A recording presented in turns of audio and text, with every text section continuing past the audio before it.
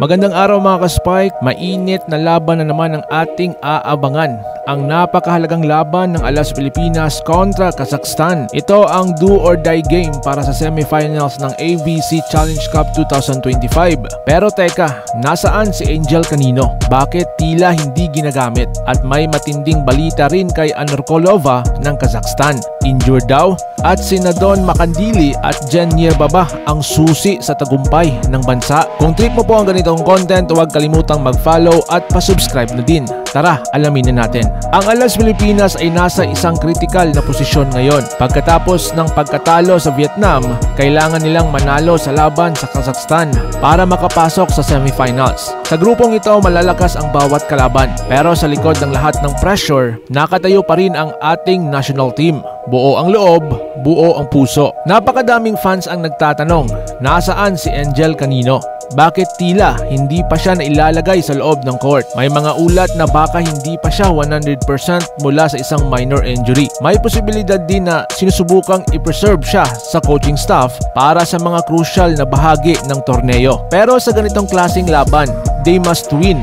Maraming umaasa na makikita na si Canino sa court. Sa kabilang banda, malaking balita ang lumabas mula sa Kazakhstan. Si Kristina Anorkolova, ang star player ng kanilang team, ay sinasabing may iniindang injury. Kung totoo man ito, napakalaking oportunidad ito para sa ating bansa. Dahil nga isa si Anorkolova sa pinakamalalakas na spiker ng buong torneo. Pero hindi pa rin dapat maging kampante. Dahil kahit wala siya, matitibay pa rin ang mga Kazakhs. Sina Don Makandili at Jen Yerba, mga ka-Spike, dalawa sa pinagkakatiwalaang liberos ng bansa. Sa bawat depensa, sa bawat dive, sila ang bumubuhay ng bola. Ang tandem na ito ay parang pader sa likod ng court. Sa ganitong klaseng laban, kailangan natin ang bawat stop, bawat save at kayang-kaya ito ni Don at Jen. Kaya kung gusto nating umabot sa semifinals, kailangan natin ang matibay na depensa at sila ang susi. Anong masasabi nyo mga ka-Spike? Makakapasok ba sa semis ang Alas Pilipinas?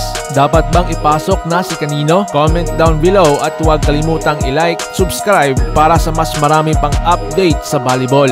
Laban Alas para sa bayan. Ingat po kayo.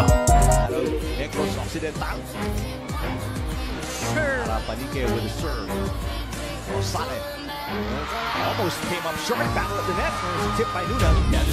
Salamat, another overhead toss. Chance ball for Alas Pilipinas. Coronel goes to Ganson. Pops it up.